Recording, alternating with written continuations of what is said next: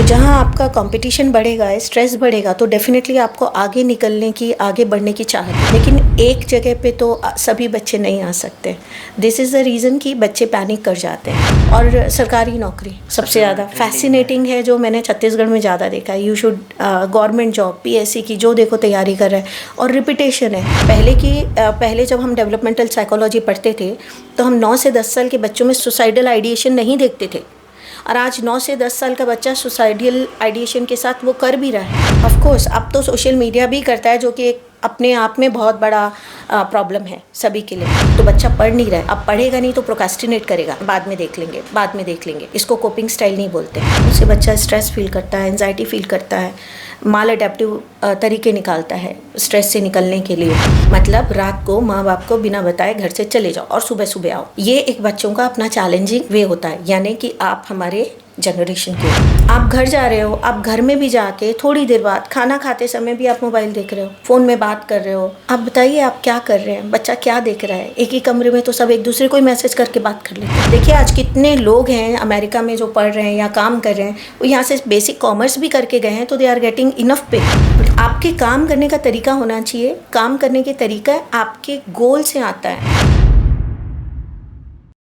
चूँकि एग्ज़ाम का समय है, जो स्कूली बच्चे हैं, जो कॉलेज में पढ़ने वाले छात्र छात्राएं हैं, उनको परीक्षा के समय सबसे ज़्यादा दबाव होता है। सबसे ज़्यादा आत्महत्या की खबरें इसी समय निकल कर सामने आती हैं। कोई बच्चा परीक्षा में अच्छे ना जाने के कारण आत्महत्या कर लेता है। तमाम तरीके के दबावों के बीच बच्चों को कैसे ट्रीट करना चाहिए, माता पिता को, बच्चे पैनिक ना हो, उनकी आँखों पर वो बोझ ना हो, इसको लेकर आज हमारे साथ साइकोलॉजिस्ट डॉक्टर ममता जैन मौजूद हैं। उनसे हम बातचीत करेंगे सीधे तौर पर। मैम सबसे पहले बहुत बहुत स्वागत है आपका। नमस्कार जी मैम, पहला सवाल यही रहेगा कि इतना सुसाइड केस बढ़ने का क्या रीज़न है बच्चों का? स्वाभाविक है कंपटीशन। जी। एक सीट के लिए पहले अगर 10 बच्चे होते थे तो आज 200 हैं। तो कंपटीशन अपने आप में एक बहुत बड़ा स्ट्रेस फैक्टर होता है। और आज की डेट में सभी बच्चे योग्य हैं, अपनी अपनी जगह पे सारे बच्चे इंटेलिजेंट हैं। तो एक्सपेक्टेशन बढ़ जाती है, समाज की भी, माँ बाप की भी, टीचर्स की भी। जी। तो जहाँ आपका कंपटीशन बढ़ेगा, स्ट्रेस बढ़ेगा, तो डेफिनेटली आपको आगे निकलने की, आगे बढ़ने की चाहत होती है। लेकिन एक जगह पे तो सभी बच्चे नहीं आ सकते। दिस इज़ द रीज़न कि बच्चे पैनिक कर जाते हैं। और सपोज़ आप ही के पास वर्कलोड है, आपको ही ऑफिस में अपने जगह पे परफॉर्मेंस हाई देना है, तो क्या होगा आप बताइए? टू गेट, आप अपना बेस्ट दे रहे हैं, now how you can give more best? There is nothing like that. तो इसकी वजह से, और फिर माँ बाप भी आज की डेट में चाहते हैं बच्चे पढ़ लिख के एक पोस्ट पे जाएं। बहुत सारे आज जो बिज़नेस क्लास के लोग हैं, पहले बिज़नेस क्लास का मतलब होता था बच्चे भी सेम फैमिली बिज़नेस में आ जाएं। आजकल वो भी चाहते हैं बच्चे पढ़ के आगे बढ़ें। There are many reasons. और सरकारी नौकरी सबसे ज़्यादा फैसिनेटिंग है, जो मैंने छत्तीसगढ़ में ज़्यादा देखा है। You should government job, PSC की जो देखो तैयारी कर रहे हैं, और रिपीटेशन है।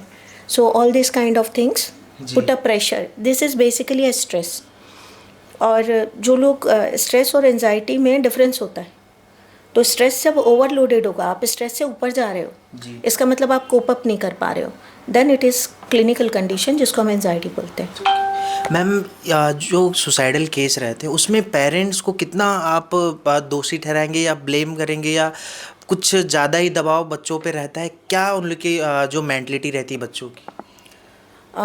थोड़ा सा डिफरेंट व्यू है मेरा इस बात को लेके कि पेरेंट्स या सिर्फ जिम्मेदार हैं या फिर ऐसा नहीं है।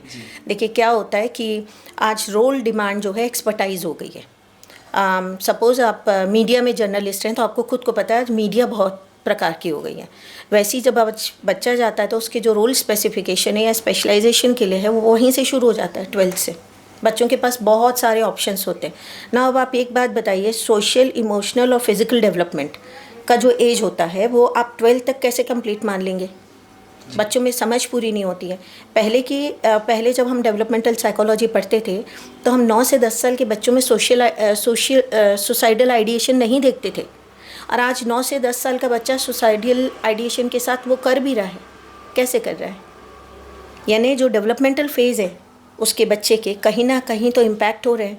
उसमें मीडिया बहुत बड़ा रोल करता है, प्ले। सोशल मीडिया भी ऑफ कोर्स अब तो सोशल मीडिया भी करता है, जो कि एक अपने आप में बहुत बड़ा प्रॉब्लम है सभी के लिए। माँ बाप का एक्सपेक्टेशन रोल जो होता है, दो वो ये नहीं एक्सपेक्ट करते कि बच्चा ऐसा ही करे, लेकिन फिर भी देखिए मेरा बच्चा अच्छा करेगा, मेरा बच्चा बहुत इंटेलिजेंट है, ये बोलना ही अपने आप में स्ट्रेस बच्चे में क्रिएट कर देता है। They want to prove that कि ना हाँ मम्मा आप सही सोचते हो मेरे बारे में। अब वो फिर अपनी कैपेबिलिटी एबिलिटी से ऊपर जाने लगता है, तो ये स्ट्रेस बच्चा मैनेज नहीं कर पाता। एक और इसमें सवाल मैं जोड़ना चाहूँगा मैम, जैसे बहुत सारे पेरेंट्स जो होते हैं वो अपने रिश्तेदारों से, अपने पड़ोसी के सामने बच्चे की जो ओवर जो क्या रेटिंग देते हैं। अब इसका बोझ भी बच्चे पर भी आता होगा कि मेरे घर वाले मेरे बारे में इतना ऊंचा सोचते हैं, तो मेरे को उस वहाँ तक जाना है। वो कॉन्शियस लेवल आप जानबूझ के तो नहीं कर रहे ना, लेकिन पेरेंट्स जानबूझ के नहीं कर रहे हैं ये सब, लेकिन अच्छा लगता है। अपने बच्चा कौन अच्छा नहीं लगता है। वो बच्चा छोटा बच्चा भी 2 साल का होता है, मेरा बच्चा तो मोबाइल ऐसे ऐसे चला लेता है, वो लैपटॉप पे निकाल लेता है, लेकिन आप ये बताओ वो तो टेक्निकल एज में ही पैदा हुआ है ना, वो तो मोबाइल उसके पास जब भी था जब वो पेट में था जी। एक प्रकार से। तो ये सारी चीज़ों से हम अपने बच्चों को एबिलिटी और उनकी कैपेबिलिटी को नापें या उनके इंटेलेक्चुअल लेवल को हम ही नॉर्म्स दे दें, तो वो तो सही नहीं है ना। और बच्चे को पता होता है उसको क्या पसंद है, क्योंकि उसको जिसमें मज़ा आता है वो हम प्रॉपर नहीं मानते उसके लिए, लाइफ के लिए।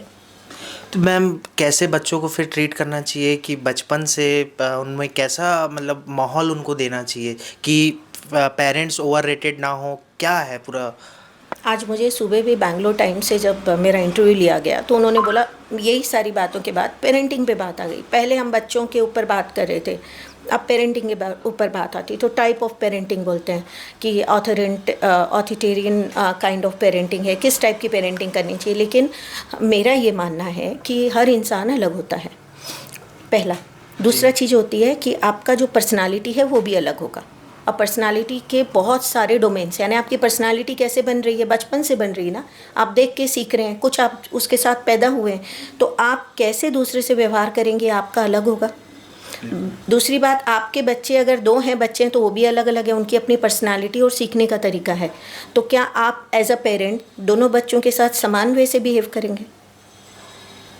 आप भी तो अपने बचपन के अकॉर्डिंगली ही बच्चों से बिहेव कर रहे हैं, ऐसा हुआ था तो मेरे को अब ऐसा करना चाहिए, यही तरीका है ना। तो पेरेंटिंग स्टाइल में सिर्फ ये है कि आप बच्चों को समझिए, बच्चा क्या कर सकता है और वो कितने कैपेबल है, और उसके अनुसार से बच्चों को फ्री छोड़ना चाहिए। क्योंकि 12th मार्किंग ऐसा नहीं बोलती कि यहीं बच्चे का फ्यूचर डिसाइड होगा और यहीं पे ही बच्चे का फ्यूचर ख़त्म हो जाएगा, ऐसा नहीं है। और आप मैम इसमें एक सवाल और मैं जोड़ना चाह रहा हूँ, जैसे बच्चों को अगर फ्री कभी कभी छोड़ते हैं तो उसका मिसयूज़ भी बच्चे अगर उठा लेते हैं। बहुत सारे ऐसे केसेस आते हैं कि माँ बाप काफ़ी फ्रीडम दे रहे हैं तो बच्चे उसका मिसयूज़ कर रहे हैं, तो उस कंडीशन में फिर बैलेंस करना दोनों के लिए बहुत ज़रूरी होता है। चलिए मैं आपसे पूछती हूँ, फ्रीडम का मतलब क्या होता है? फ्रीडम का मतलब जैसे बहुत से घरों में मैंने देखा है कि बच्चे 9 बजे 10 बजे तक आ रहे हैं, 10वीं 11वीं के बच्चे, उनको फ़ोन दे दिया गया क्योंकि स्मार्टफोन कोविड के बाद से बड़ा ज़रूरी हो गया है। अब वो बच्चे फ़ोन में या पढ़ाई कर रहे हैं या क्या देख रहे हैं, किससे चैट कर रहे हैं, किससे फ़ोन पर बात कर रहे हैं, ये जो माता पिता हैं उनको जानकारी में नहीं है। और सोशल मीडिया अभी के टाइम में सारी चीज़ें उसके फ़ोन में है, किससे वो बात कर रहा है, कहीं और फैमिली से ज़्यादा अटैचमेंट कहीं और हो, क्योंकि उस उम्र में होता है उनको माँ बाप कम्युनिस्ट लगते हैं और बाकी पूरी दुनिया अपनी लगती है।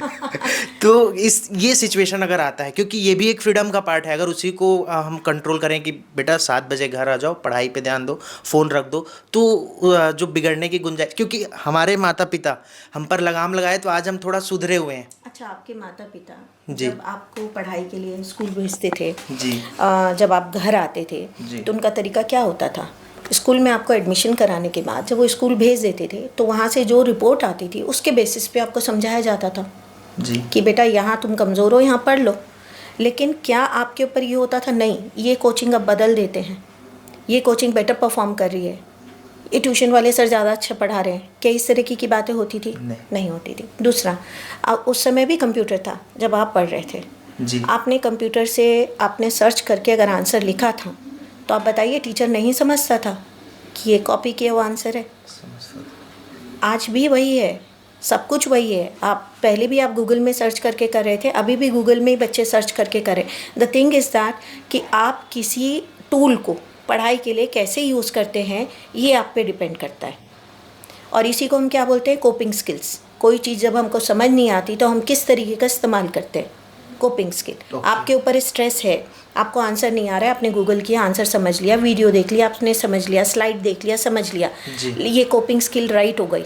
लेकिन जहाँ बच्चे को लगता है नहीं ये पूरा का पूरा पैटर्न में कॉपी पेस्ट कर लूँगा, कंसेप्ट की ज़रूरत नहीं यहाँ पे, तो बच्चा पढ़ नहीं रहा है। अब पढ़ेगा नहीं तो प्रोक्रेस्टिनेट करेगा, बाद में देख लेंगे, बाद में देख लेंगे।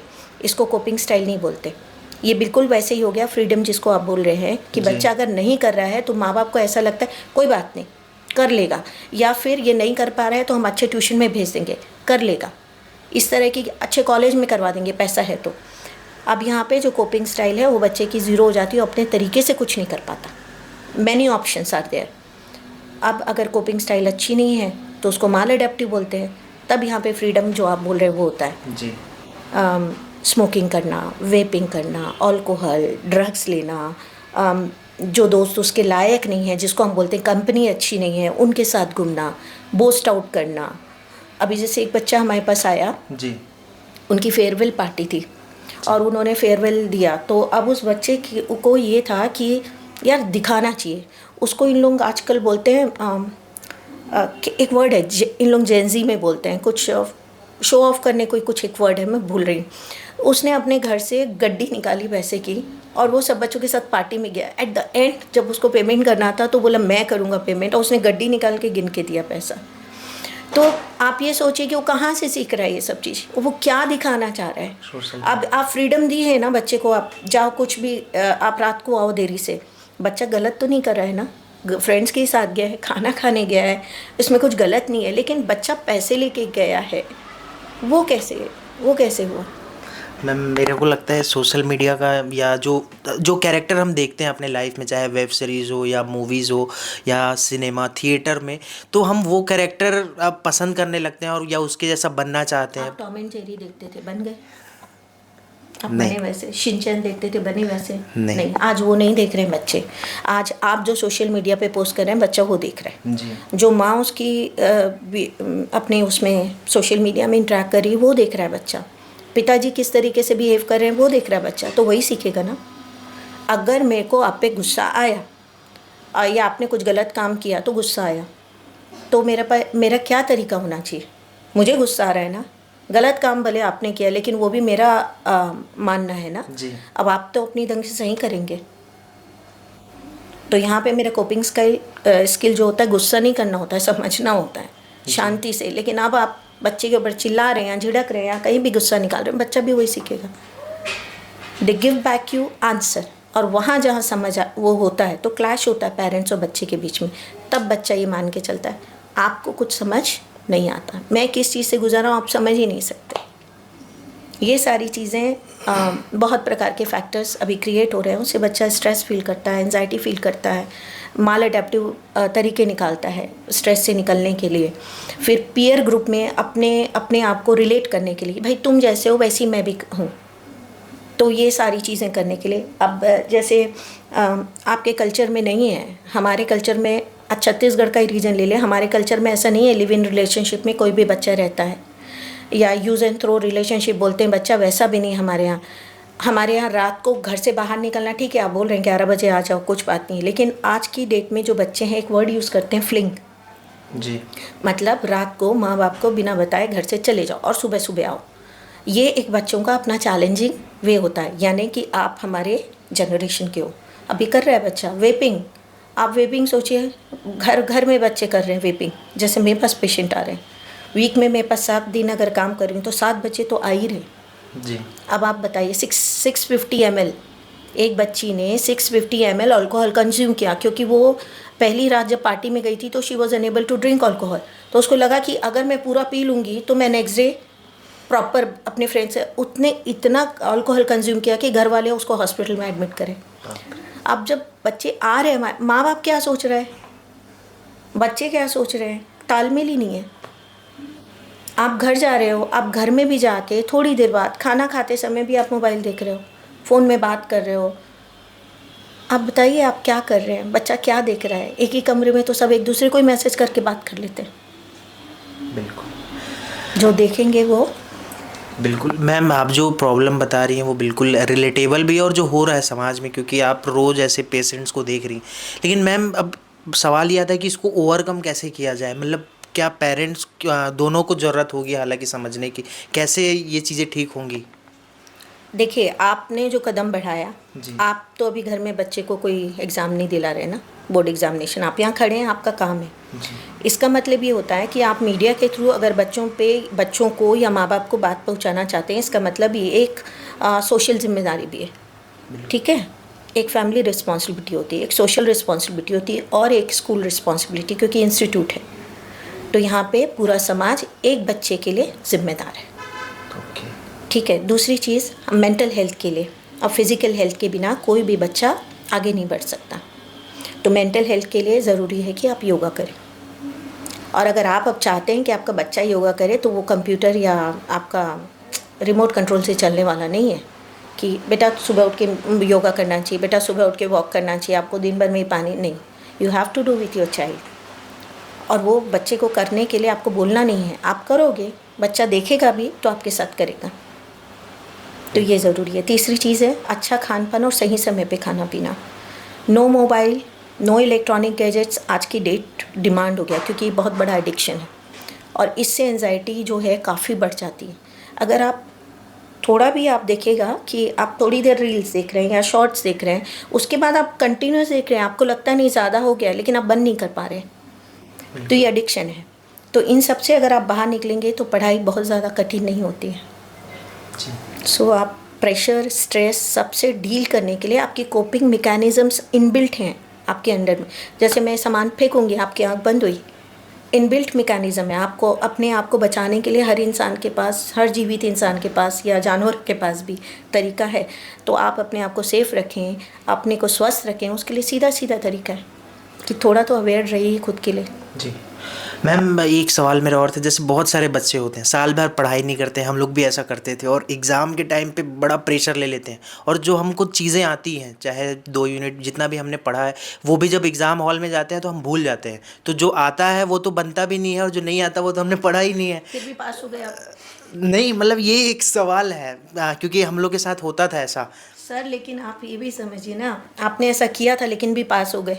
मैम पर मतलब नंबर कम आए पर पास हो गया, पर Exactly. अब मैं आज आप मेरे से जिस रंग से बात कर रहे जी। हैं, तो मैं क्या आपकी रिपोर्ट फाइल लेके बात कर रही हूँ? नहीं। आपके कितने नंबर थे, या आप नंबर्स बता के काम करते हैं? The way you are working, आपके में कॉन्फिडेंस है, कॉन्फिडेंस होना चाहिए। आपने डरा नहीं, आप डर के एग्ज़ाम ही देने नहीं गए, वैसा तो नहीं किया ना आपने। जी। जितना आता था, जैसा आता था, आप एग्ज़ाम देने चले गए। तो वही बच्चों को कैसा ट्रीट करना चाहिए फिर उस सिचुएशन में, अगर साल भर जितना आता है उतना करके आ जाओ। इतना तो अच्छा टीवी में ऐड आता है, इतने में इतना ही मिलेगा या इतने में इतना ही मिलेगा, बस ठीक है, आप जितना पढ़े जाओ। आपके नंबर से आपके प्रोफेशन तय नहीं हो सकते। आप जैसा करेंगे, देखिए आज कितने लोग हैं अमेरिका में जो पढ़ रहे हैं या काम कर रहे हैं, वो यहाँ से बेसिक कॉमर्स भी करके गए हैं, तो दे आर गेटिंग इनफ पे। क्यों? आपके काम करने का तरीका होना चाहिए। काम करने के तरीका आपके गोल से आता है, आपके नंबर से नहीं आएगा। आपके नंबर सिर्फ आपके डिग्री पे अफेक्ट करता है, और डिग्री आप ऐसे लेके नहीं घूम सकते, और आपके नंबर आप बता के काम नहीं ले सकते, सबसे बड़ी बात है। आज सीधी बात है, मैं गोल्ड मेडलिस्ट हूँ अगर ऐसा बोलेंगे आप, और फिर उसके बाद अगर आपका पेशेंट आपके पास आ रहा है और ठीक नहीं हो रहा है, तो आप क्या करोगे? नहीं भैया मेरे पास तो गोल्ड मेडल है, तो I am the only best. ऐसा नहीं होता है। आपका जो वर्क है और जो रिज़ल्ट है उसी पे डिपेंड करता है सब कुछ। मैम मेरा आखिरी सवाल है ये आपसे, जो कोटा में अगर बात करें, कोटा पे भी मैं चर्चा करना चाहता हूँ। कोटा में इतने सुसाइड केस आ रहे हैं और सारे बच्चे पढ़ने वाले हैं, जिसमें एक सर्वे आया था कि सबसे ज़्यादा बच्चे यूपी, बिहार, छत्तीसगढ़ के हैं जो सुसाइडल केस हुए हैं, लोकल बच्चे काफ़ी कम हैं। तो उन सबसे ज़्यादा केसेस आने के क्या कारण हो सकते हैं? इतना बढ़िया क्वेश्चन किया आपने। लोकल बच्चे काफ़ी कम हैं, क्योंकि लोकल बच्चों के लिए ये सारे बच्चे तो वो हैं, क्या बोलना चाहिए, आइटम एनालिसिस है। उन लोग तो उनको देखते हैं, वहाँ कोई बच्चा, वहाँ का बहुत कम बच्चे हैं। अगर आप एक क्लास में 200 बच्चे हैं तो वहाँ मुश्किल से 2 बच्चे होंगे कोटा के जो वहाँ पढ़ने आते हैं, क्योंकि माँ बाप वहाँ भेजते ही नहीं, वो इस चीज़ में जाते ही नहीं है वहाँ के माँ बाप। और उसका कारण क्या है?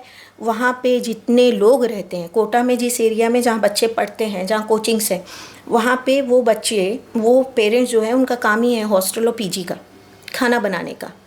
तो उन लोग मान के चलते हैं कि ये सारे बच्चे जो बाहर से पढ़ने आ रहे हैं वो क्या है उनके लिए? ग्राहक। जब ये ग्राहक नहीं गए थे लॉकडाउन में तो सारे भूखे हो गए थे।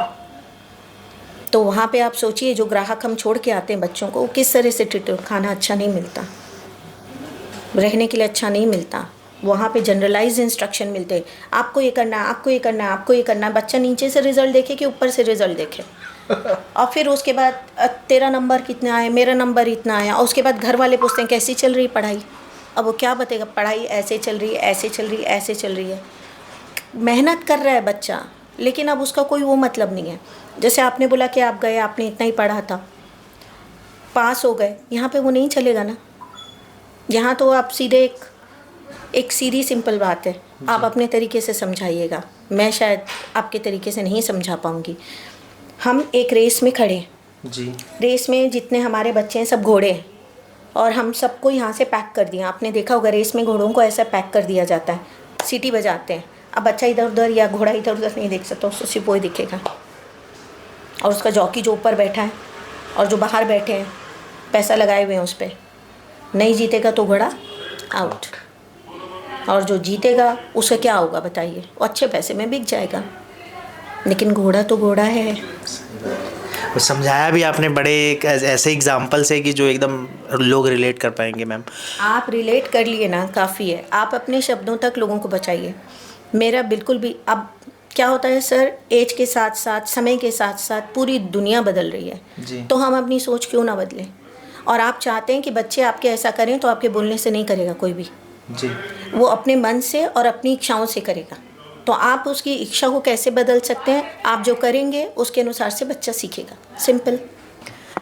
एंजाइटी स्ट्रेस तो होएगा ही, एग्जामिनेशन है तो आपको उसके लिए बहुत ज़्यादा कुछ नहीं करना है। ब्रेन एक्टिव करना है आपको, फोकस रहना है, कंसंट्रेट करना है। तो उसके लिए आपको अपनी सांसों पे नियंत्रण चाहिए, जिसको हम ब्रीदिंग एक्सरसाइज बोल रहे हैं या प्राणायाम बोल रहे हैं। कम से कम 10 मिनट कीजिए। दूसरा चीज़ आपको करना है, हाइड्रेट रहना है। अगर आपके पानी की मात्रा शरीर में अच्छी रहेगी तो आपकी कॉग्निटिव फंक्शंस नॉर्मल रहेंगे, यानी सोचने का पैटर्न सही होगा। और तीसरा चीज़ है डाइट। आप डाइट लें और डाइट में आप अपने वाटर डाइट जो है और जो खाना आपको पसंद है वो भरपूर खाएं, नींद पूरी लें। इस तरीके से आप अपने आप को मानसिक और शारीरिक दोनों तौर पे आप स्वस्थ रखेंगे तो definitely it will help you in examination and coping. बिल्कुल। तो मैम बहुत बहुत थैंक यू आपका। आपने बहुत हमारे जो मन में जितने सवाल थे, बच्चों के मन में जितने सवाल होंगे, उनका बहुत अच्छे से जवाब दिया। तो बहुत बहुत शुक्रिया। हमारे साथ मौजूद थे डॉक्टर ममता जैन, जिनसे हमने बातचीत किया और हमारे जो सवाल थे परीक्षा को लेकर, बच्चों की आत्महत्या के जो बढ़ने के आसार हैं, जो कारण हैं, उनको लेकर भी जानने की कोशिश की। उनसे हमने पूरे तरीके से जो है चर्चा करने की कोशिश की। फिर मिलेंगे नए वीडियो में, उनसे बातचीत करेंगे। तब तक के लिए इतना ही। मेरे सहयोगी अभिषेक दास के साथ प्रियांशु कश्यप, वोकल टीवी रायपुर।